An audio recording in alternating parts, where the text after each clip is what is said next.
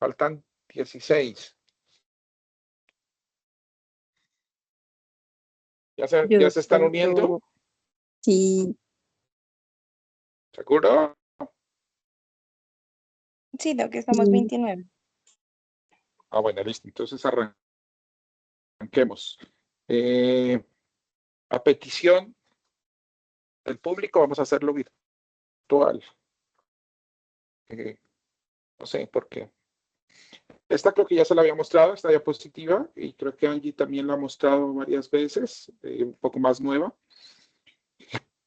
Usualmente esta es la distribución de la mortalidad en los niños menores de 5 años. Este es del 2011. Creo que la última que tenía la Organización Mundial de la Salud es del 2018, pero la distribución es más o menos la misma. El 40% de los menores de 5 años que fallecen son neonatos. Últimamente, ese porcentaje ha ido aumentando, no porque se mueran más neonatos, sino porque se mueren menos niños de menores de 5 años, que es la mortalidad infantil. Entonces, la mortalidad infantil es un indicador también de calidad de atención en salud pública, y casi la mitad de los que se mueren son recién nacidos, están en el periodo neonatal, en los primeros 28 días de vida. Doc, qué pena.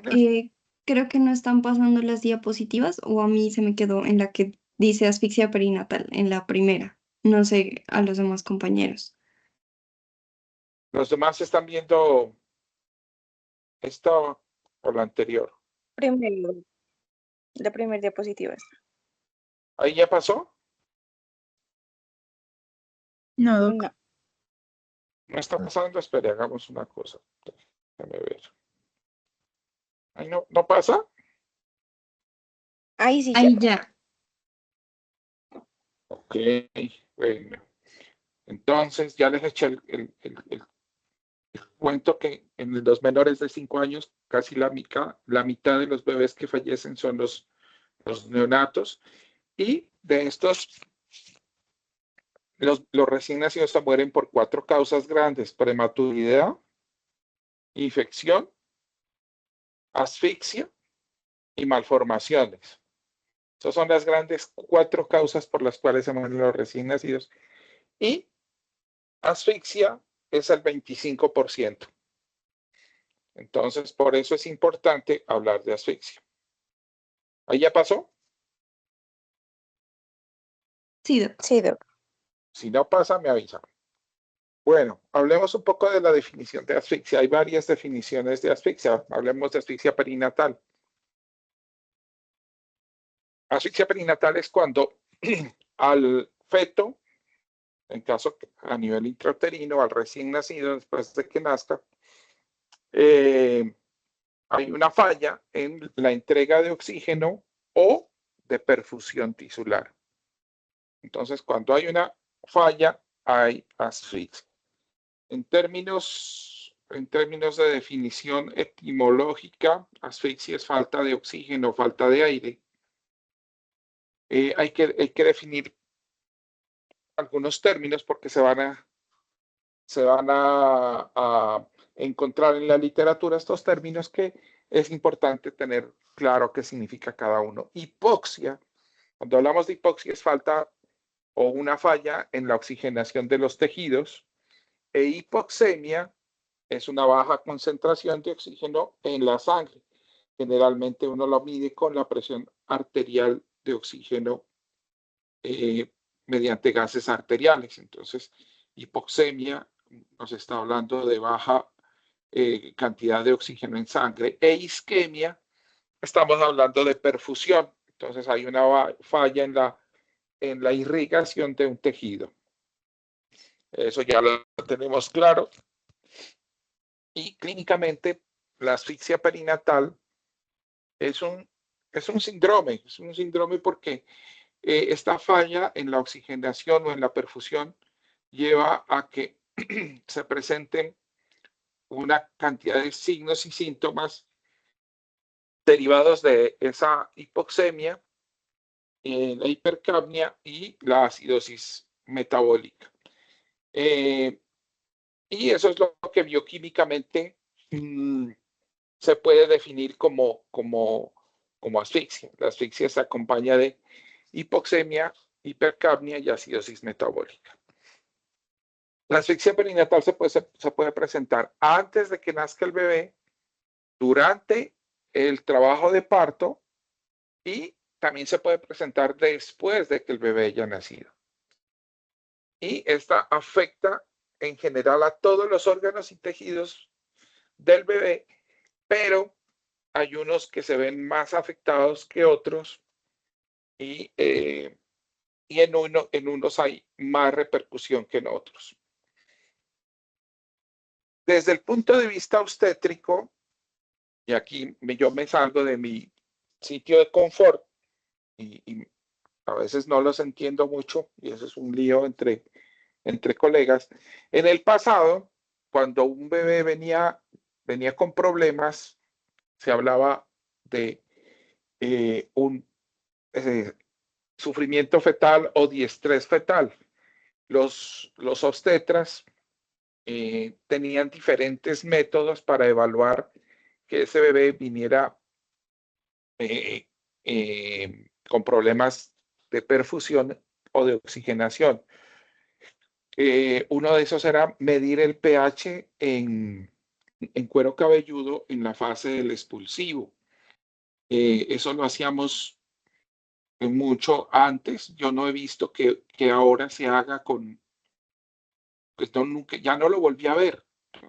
Uno le colocaba un electrodo en cuero cabelludo y tenía uno un pHímetro y se medía el pH en cuero cabelludo de los bebés. ¿Ustedes han visto si alguna vez han hecho eso o han oído hablar de eso, de pH en cuero cabelludo? Los oigo. Personalmente no, Doc, no sé mis compañeros. Yo nunca más volví a ver eso. Hay muchas cosas que las han sacado de pronto por falta de evidencia. Y la otra era, hubo un tiempo, hace unos 20 años tal vez, que se inventaron una oximetría fetal. Entonces, cuando estaban en la fase de expulsivo, había como una especie de oxímetro que uno se lo ponía en el cachete al bebé, medía la saturación fetal durante el trabajo de parto. Eso tampoco lo volví a ver. Lo que sí se hace es la monitoría fetal.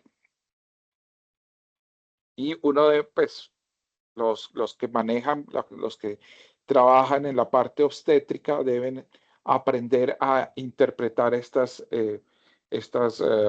patrones de monitoría fetal. Eso se sigue haciendo, ¿cierto?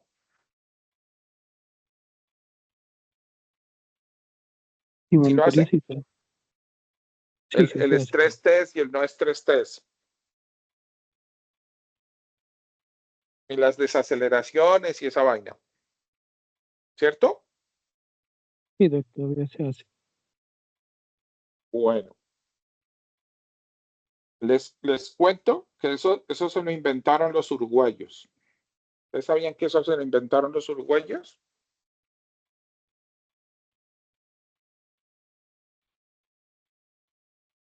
Eso es, doctor. Eso es. ¿Ah?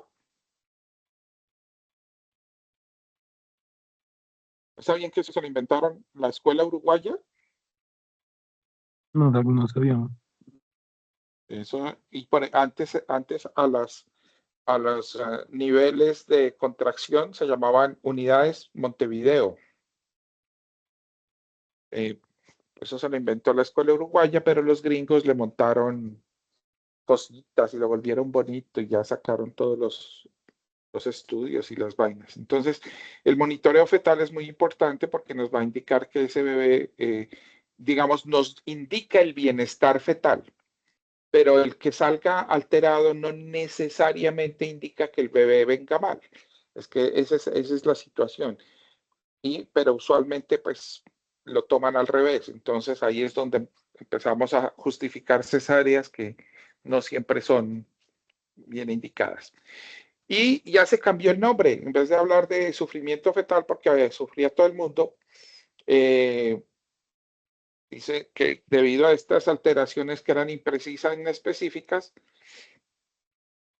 se abandonó ese diagnóstico y ahora se habla de estado fetal no tranquilizador o insatisfactorio, que es lo mismo pero diferente. Entonces ahí yo no los entiendo. Siempre hablan de que la llevaron a cesárea por estado fetal no tranquilizador. Entonces le digo, pero qué es lo que no les tranquilizó? O sea, ¿qué fue que hizo que no se tranquilizaran? Tiene taquicardia fetal, tienen desaceleraciones tempranas, etcétera.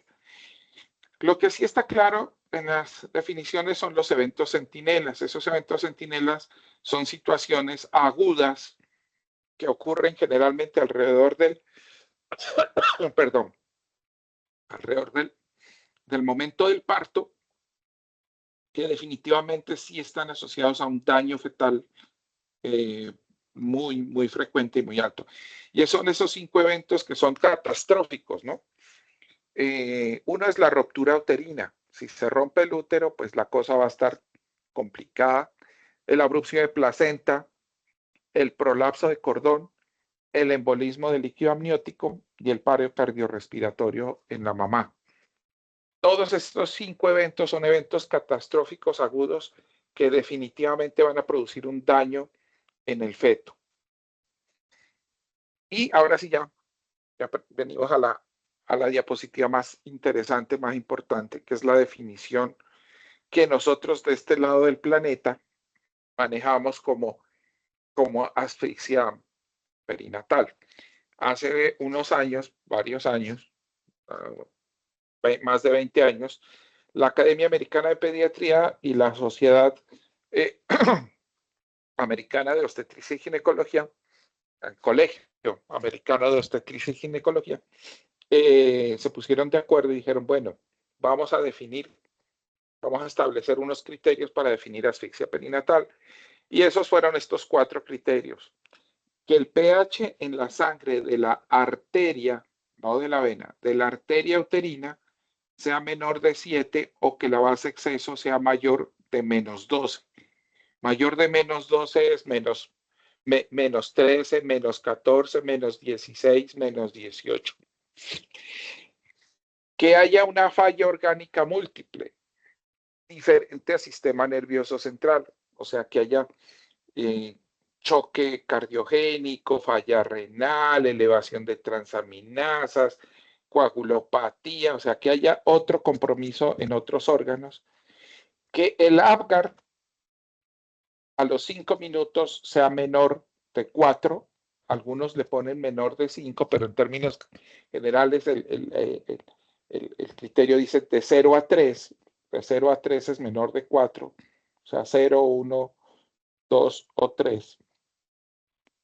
Y que haya evidencia temprana es en las primeras 6 horas, de encefalopatía hipóxico-isquémica. Encefalopatía hipóxico-isquémica es que el bebé tenga un examen físico neurológico alterado.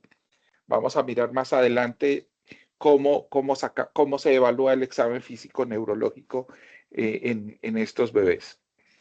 ¿Hasta aquí alguna pregunta? Esa es la definición clave de asfixia. Esa es pregunta del IFEX.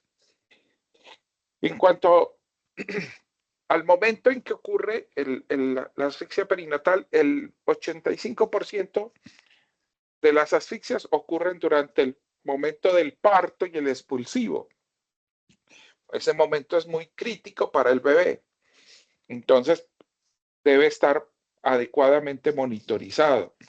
Generalmente, lo que he visto, no sé, me corrigen, pero muchas veces el monitoreo del trabajo de parto lo hace el interno o la enfermera y en el mejor de los casos el hospitalario. Y y el parto lo atiende el hospitalario o el interno, y usualmente en el momento del expulsivo, yo no, pues a veces monitorizan con el Doppler la frecuencia cardíaca, pero usualmente están en el tema de puje, puje, puje. Pero allí es donde ocurre el 85% de los eventos de asfixia. Vamos a ver más adelante cuáles son las causas. Cuando nos pasan a un bebé asfixiado, uno pregunta qué pasó, y eso es como cuando rompen una copa, nadie sabe quién la rompió. El 5% ocurre antes del trabajo de parto, y uno sabe, y uno puede intervenir, y en ese 5% pueden hacerse cositas, y el 10% durante el periodo neonatal. O sea, nace el bebé y también se puede deprimir y puede hacer un evento de asfixia. Entonces, veamos cuáles son las causas. Pues las causas son todas aquellas que interrumpan la circulación sanguínea umbilical. Póngale el nombre que quiera, búsquele el nombre que quiera, invéntese cualquier mecanismo. Un nudo de cordón, una circular de cordón apretada, un prolapso de cordón, un pinzamiento del cordón, que se enredaron unos gemelos allí y se pinzó. O sea, cualquier cosa que cause una interrupción en la circulación sanguínea umbilical, pues va a afectar obviamente al bebé. Problemas de intercambio a nivel de la placenta, llámese abrupción de placenta, placenta previa, calcificaciones en la placenta, inflamación de la placenta por una infección perinatal, anemia, o pérdida de sangre por una inserción velamentosa, cualquier cosa.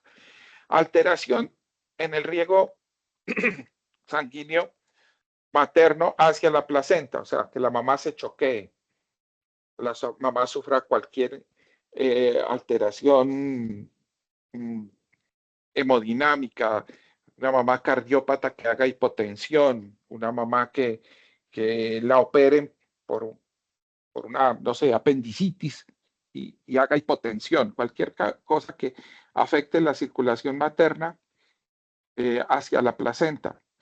O también deficiencia de la oxigenación de la mamá. La mamá hace una neumonía, un tromboembolismo, una crisis asmática.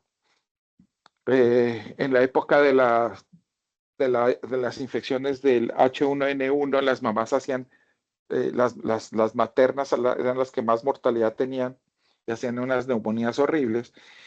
O que ese bebé haga una transición anormal porque no puede hacer un intercambio gaseoso adecuado. Ese bebé, por ejemplo, tiene una atresia de Coanas. Entonces, el bebé está bien dentro de la barriga de la mamá, nace y no puede respirar porque tiene una atresia de Coanas o tiene una masa traqueal que le obstruye la vía aérea o tiene secreciones y le bloquean la respiración al bebé. Entonces, todos estos factores pueden ocurrir. Aquí están los factores de riesgo: preparto, hipertensión, bueno, la lista es larga, toxemia, anemia por inmunización, hemorragia aguda de infección, diabetes, ruptura prematura de membranas, gestación pre y posttérmino, retardo de crecimiento intrauterino, distosia de presentación, actividad fetal disminuida, frecuencia cardíaca fetal anormal, meconio líquido amniótico, hipertonía uterina, prolapso de cordón circular irreductible. Entonces, todos estos factores de riesgo afectan al bebé, y uno debe estar preparado para recibir un bebé que puede nacer asfixiado. Si a uno le dicen, mire, es que viene un bebé que viene en presentación de pelvis, pues ya uno se prepara porque puede haber dificultades en la extracción. Si esa mamá le hacen una monitoría y ya está haciendo una hipertonía uterina, pues uno se prepara porque va a venir con problemas. Si le dicen que el bebé está bradicárdico, pues uno se prepara. Si dicen que es prematuro, ya uno empieza a tener cierta preparación para recibir a un bebé prematuro. Si le hablan de hemorragia, hipertensión materna, diabetes o cualquier alteración en el estado de salud de la mamá, pues puede ser un factor de riesgo para asfixia. Esto es lo que en la guía de práctica clínica del Ministerio del 2013, ya lleva más de 10 años, se definió como la clasificación de los bebés asfixiados. Uno son los bebés que tienen eventos centinela, en donde la mortalidad es del 6% y el riesgo de encefalopatía hipóxica isquémica es del 10%, según ese estudio que hicieron en el 2012. El estado fetal no tranquilizador o no satisfactorio, la mortalidad es del 0,3 y el riesgo de encefalopatía es 2,5. Y aparentemente, si el bebé no tiene ningún factor de riesgo y ningún estado fetal no tranquilizador, pues aparentemente no tiene por qué haber mortalidad. Entonces, como el diagnóstico lo hacemos, 1 con el APGAR, 2 con el compromiso de órganos blancos o de encefalopatía y 3 y 4 con los gases de cordón. Entonces, es uno de los factores para establecer diagnóstico. Idealmente, deberíamos hacerle a todos los bebés que tienen algún factor de riesgo toma de gases de cordón para saber cómo es esa transición de ese bebé, o si ese bebé venía hipoxémico y acidótico desde inútero. Entonces, lo importante es que se debe tomar nuevamente en la arteria umbilical, porque la arteria umbilical es la que trae la sangre venosa, pues la sangre sí, del bebé hacia la placenta, y es lo que nos va a indicar el metabolismo del bebé. Es punto de buena práctica hacer un protocolo. Entonces se supone que en cada sitio debe haber un protocolo. A estos bebés sí o sí se les toma gases de cordón. Definitivamente lo que dice la guía de práctica clínica del ministerio, que se debe tomar a todos los bebés en los que se sospeche asfixia perinatal, dado por un estado fetal no tranquilizador o por una transición inadecuada a la vida extrauterina. Entonces, en los bebés que se los ha reanimado o que tengan una APGAR menor de 7 a los 5 minutos, se les debe tomar una muestra de gases de cordón. En otros protocolos ponen a los prematuros, a los bebés cuya mamá ha tenido algún tipo de patología de diabetes, lupus, a todos los hijos de madre con hipertensión o preeclampsia, a los bebés, bueno, esto ya lo dijimos, a los deprimidos con reanimación, pues a todos se les toma, al estado fetal no tranquilizador, a todos se les toma según la guía. Y las mamás que consumen cocaína, deberíamos nosotros tenerlos en nuestro protocolo. ¿Cómo se hace? Se hace un doble clampeo que generalmente el ginecólogo toma unos 20 centímetros de cordón y se identifica la arteria de la vena, se toma una jeringa heparinizada especial para tomar gases arteriales y se debe hacer idealmente dentro de los primeros minutos, y si se va a demorar en procesar, pues se lo pone en hielito para que no se consuma tanto el oxígeno. Entonces, la avena nosotros la vemos como tortuosa, gordita, y las arterias son más delgaditas y de paredes más gruesas.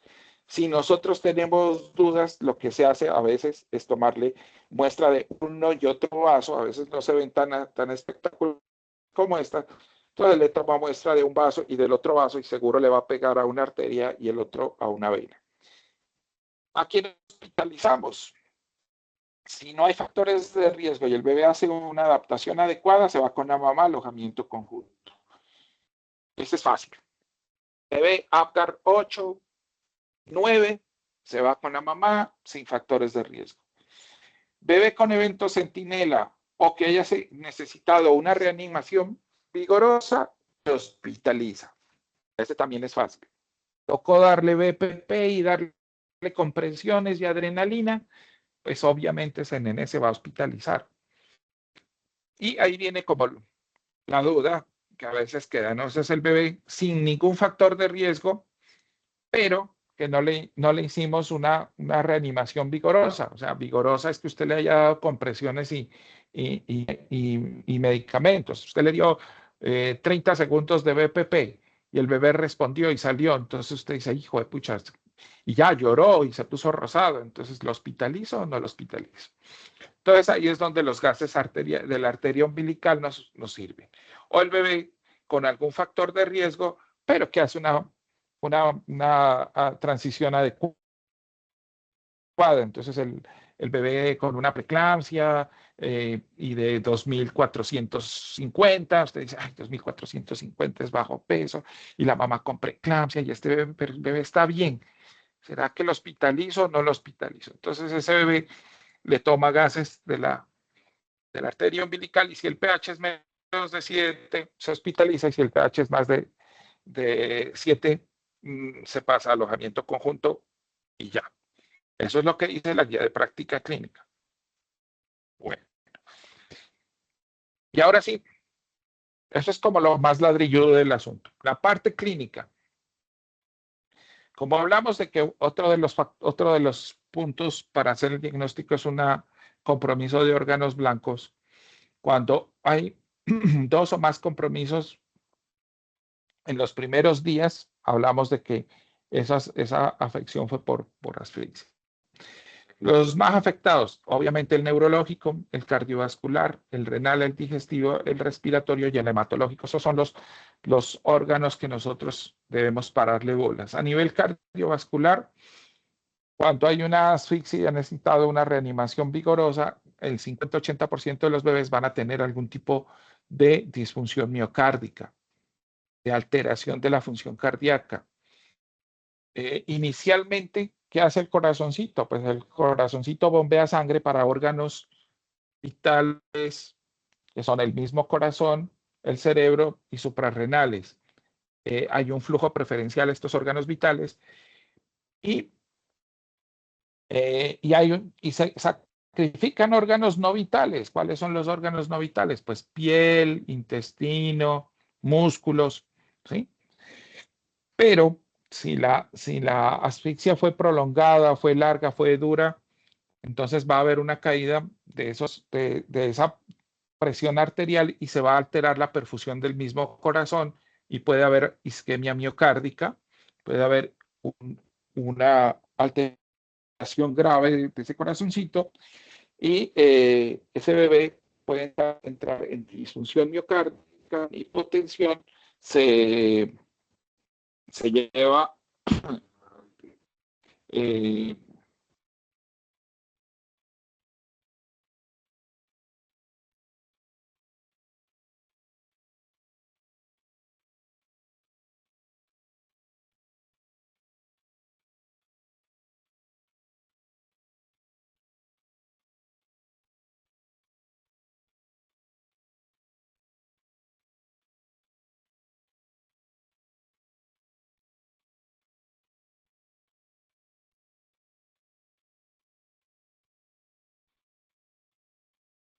se desconectó. Ahí ya lo escuchamos. Ahí ya, doctora, ya se lo escucha. Yo me perdí. ¿Ahora dónde vuelvo? ¿Está la presentación? Sí, doc. Ok, ya creo que volví. ¿En dónde íbamos? ¿Se oyeron todo?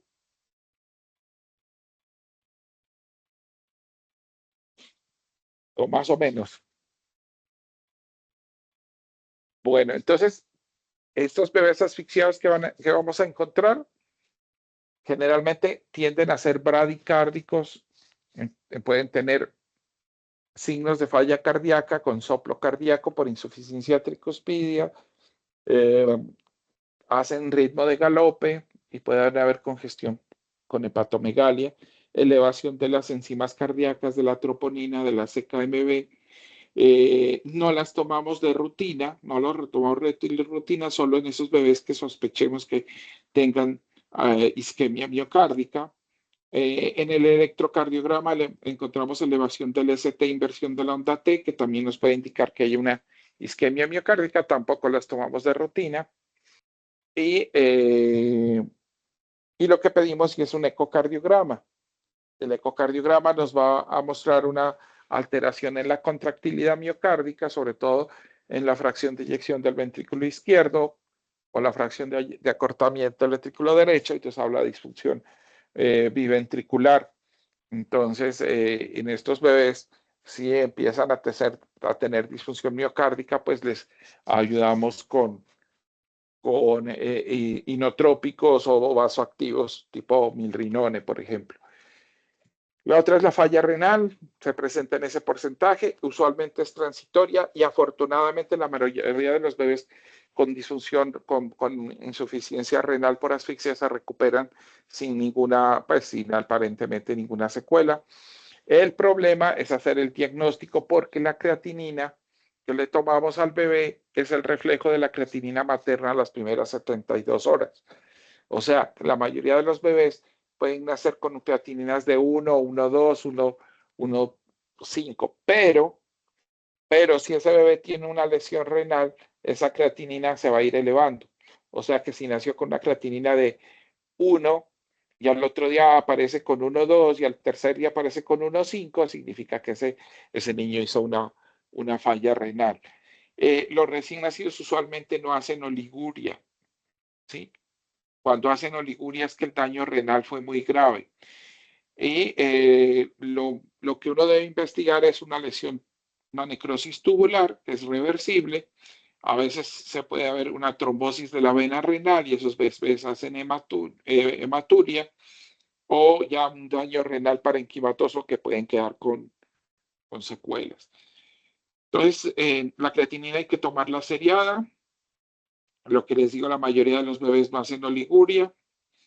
Si hay oliguria, pues ya hablamos de que hay un compromiso más grave y usualmente la fracción de eyección, la fracción de excreción de sodio es más de 3% después de las 48 horas, podría indicar que hay una falla renal mientras no usemos diurético.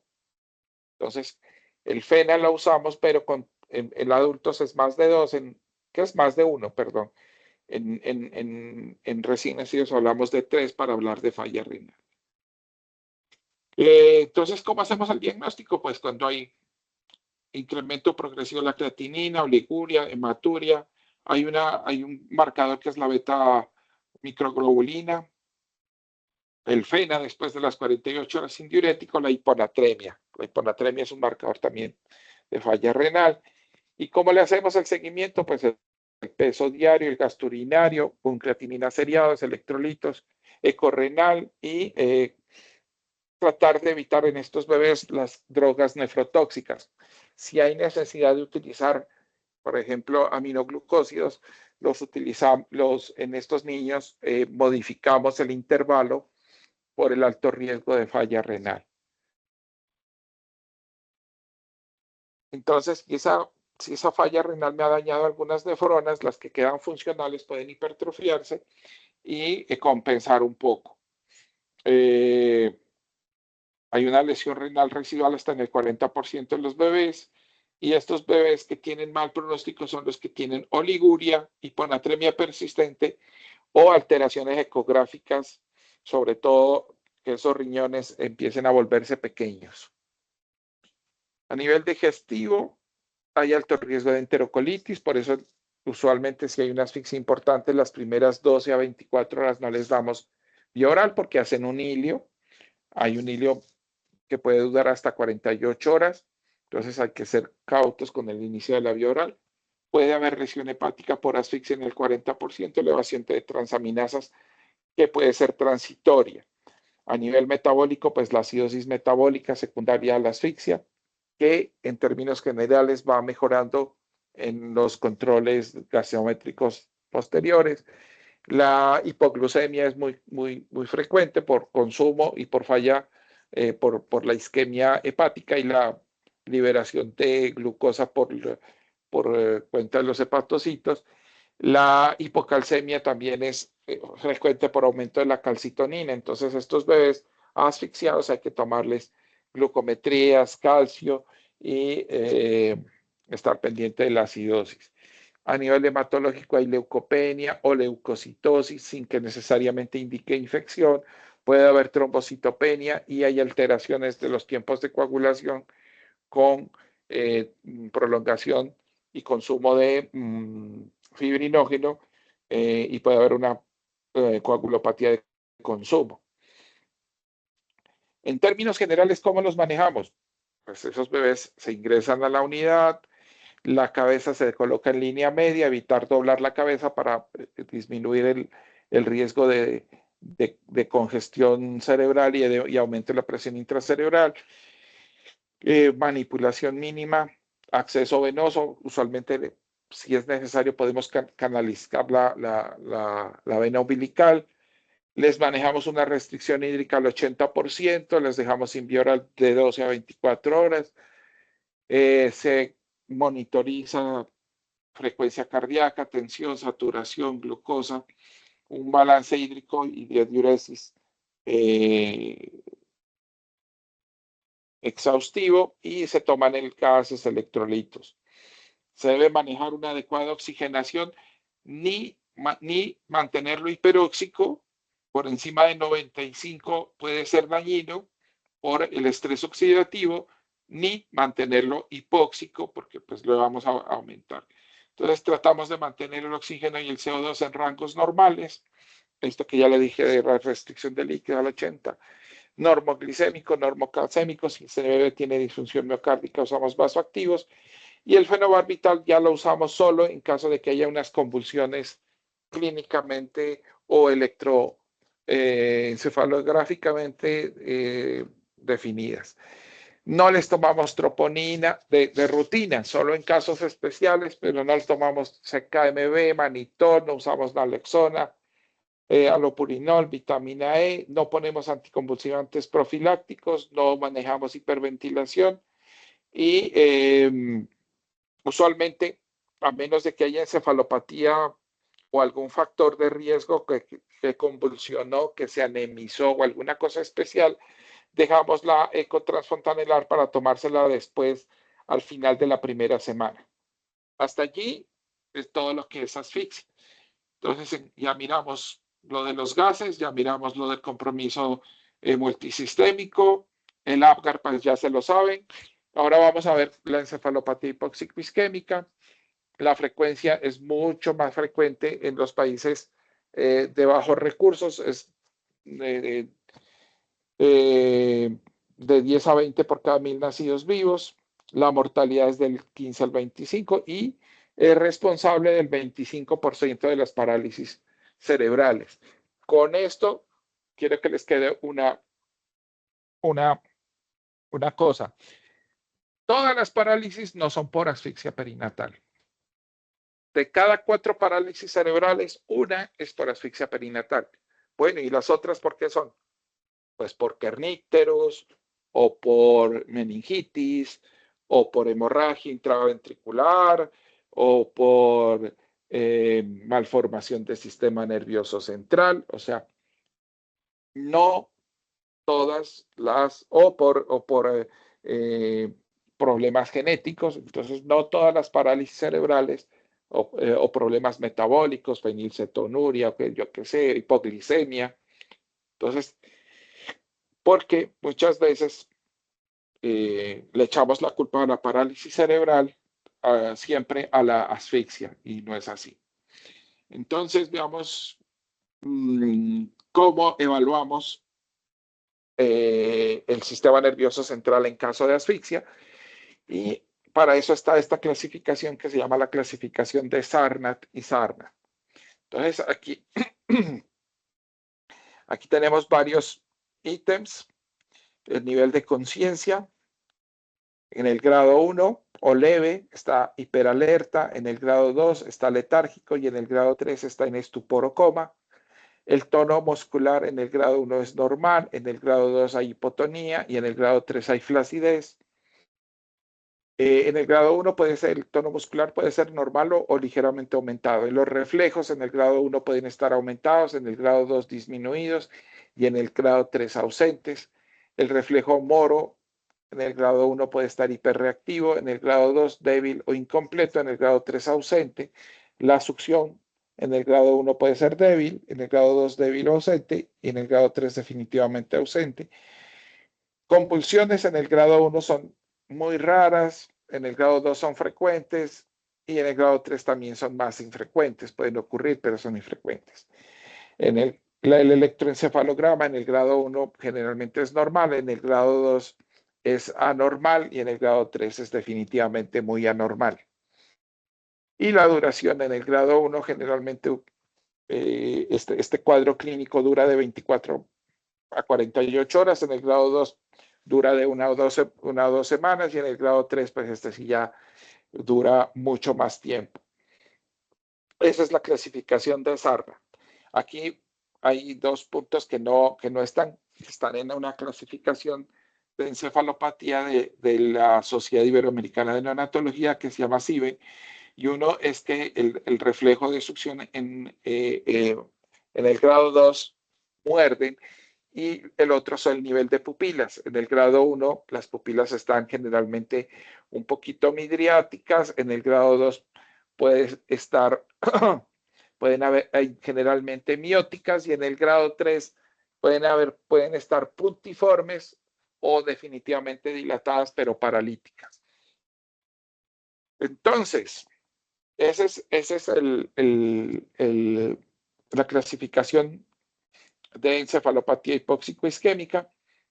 Para resumirles, si ustedes se dan cuenta, en el grado 1 casi todo es hiper. Y hay como una respuesta más simpaticonga del asunto. Entonces estos bebés están hiperalerta, con algo de hipertonía, hacen a veces temblorcitos, están taquicárdicos, hacen midriasis y no hacen convulsiones. El reflejo moro es muy reactivo, muy exaltado. En el grado 2, al contrario, es todo al revés, hipo. Entonces esos bebés tienden a estar letárgicos, hipotónicos, hiporreactivos, hiporrefléxicos, con las pupilas mióticas, convulsionan. Si convulsiona es un grado 2 y muerden. Tienden a morder cuando uno les hace reflejo de succión, tienden a morder.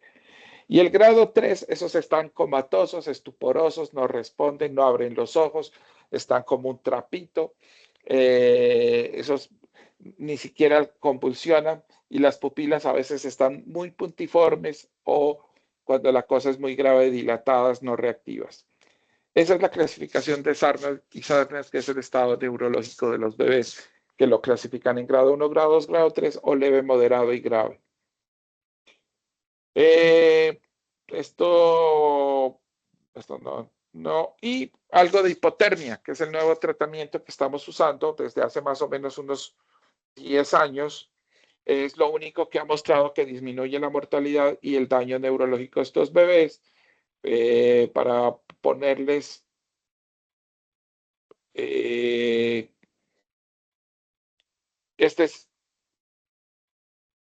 es el tiempo de ventana para poner la hipotermia, son las primeras 6 horas de vida. Usualmente, cuando hay una asfixia perinatal, inicialmente hay un daño directo de esas células hipóxicas que se van a morir, pero puede haber entrada de calcio, excitotoxitosis, hay reperfusión y esa fase latente, en esta fase latente ya hay recuperación del metabolismo oxidativo, hay una respuesta de reperfusión, se activan las cascadas apoptóticas, hay una segunda inflamación y una hiperreactividad de esa fase de reperfusión. En ese periodo, en esa fase es donde nosotros utilizamos la hipotermia. ¿Por qué funciona la hipotermia? Porque reduce el metabolismo cerebral, pone al cerebro en un estado de stand-by, disminuye el uso de energía, obviamente, reduce la cantidad de aminoácidos citotóxicos que se están acumulando en el cerebro y de óxido nítrico, disminuye la respuesta inflamatoria y la cascada y la apoptosis, atenúa la falla energética, inhibe la apoptosis y estos bebés pues van a hacer menos. Entonces, ¿qué hace en general? Disminuye el lactato, disminuye el glutamato, disminuye la apoptosis, disminuye el daño de la barrera hematoencefálica, la acidosis, el edema cerebral, disminuye el metabolismo cerebral, y lo que hacemos es ponerlos en unas manticas como esta que está, a ver, yo no sé si ven en este cosito, en este carretico azul, los ponemos en unas mantas con este aparato para bajarle la temperatura. Hay 3 fases. Una fase inicial que en media hora le bajamos la temperatura de 37 grados hasta 33,5 y los mantenemos 72 horas en esta temperatura entre 34 y 33,5. Esta es la fase de mantenimiento, y después de eso le subimos, es una fase de recalentamiento, la tercera fase de recalentamiento, que le subimos en 6 horas, de las 72 a las 78.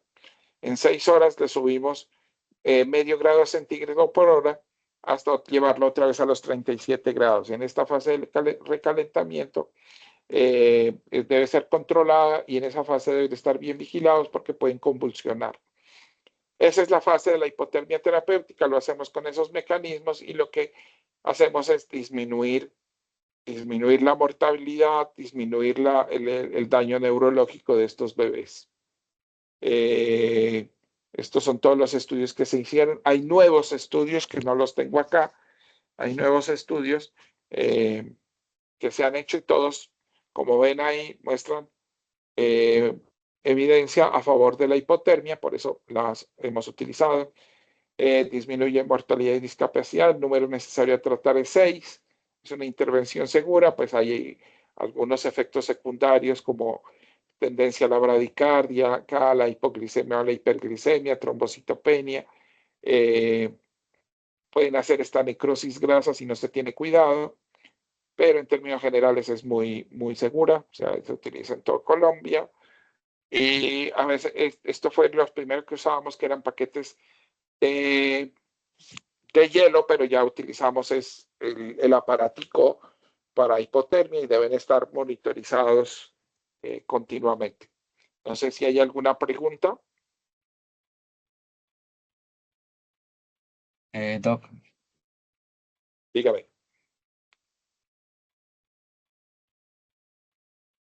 Doc, yo tengo una pregunta. Es en el caso de que nos encontramos en primer nivel y pues tengamos un paciente, digamos, con una clasificación moderada, que es pues propio para la terapia hipotérmica. En ese caso, ¿cómo podríamos nosotros generar ese ambiente pues en esas condiciones? O sea, de semejar pues a una terapia hipotérmica.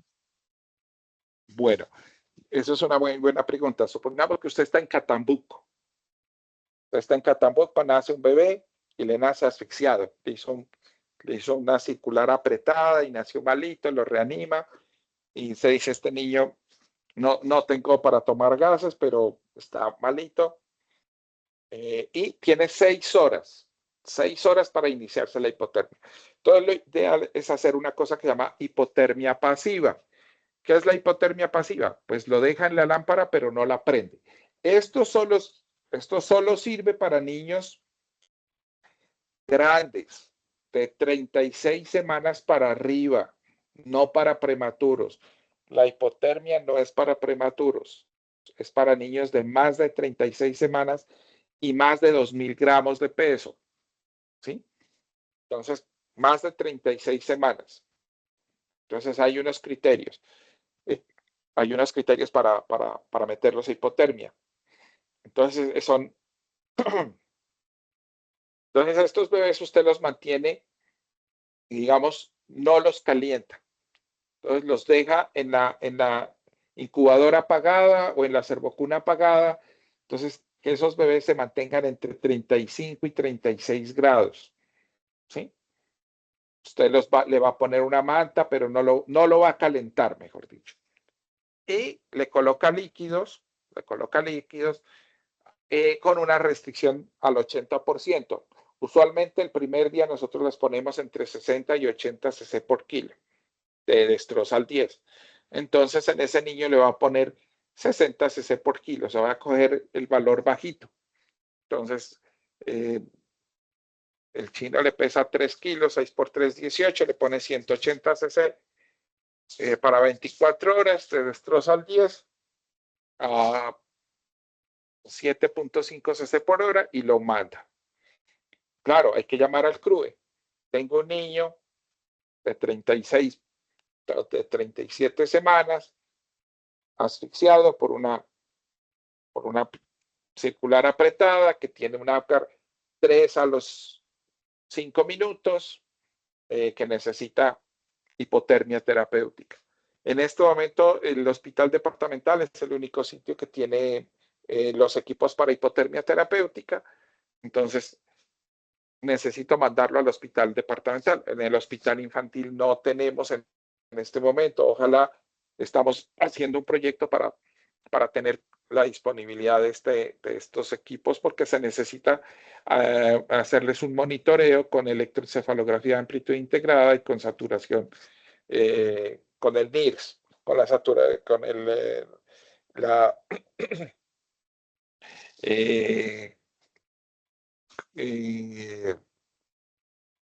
¿cómo se llama esto?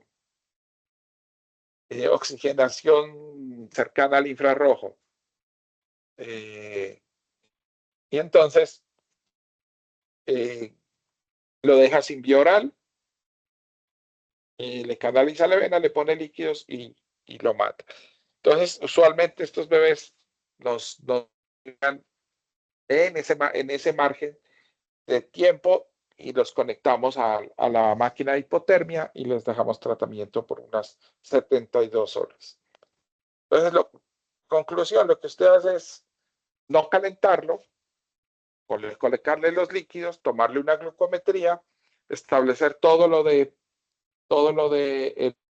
la remisión segura de este bebé y mandarlo. ¿Listo?